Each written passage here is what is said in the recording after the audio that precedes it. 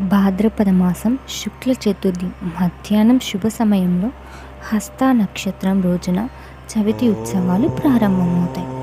అసలు మనం వినాయకుడిని ఎందుకు పూజిస్తాం? మనం ఏ పని చేసినా విఘ్నాలు రాకుండా ఉండడానికి. అవును, అసలు విషయం మర్చిపోయాం.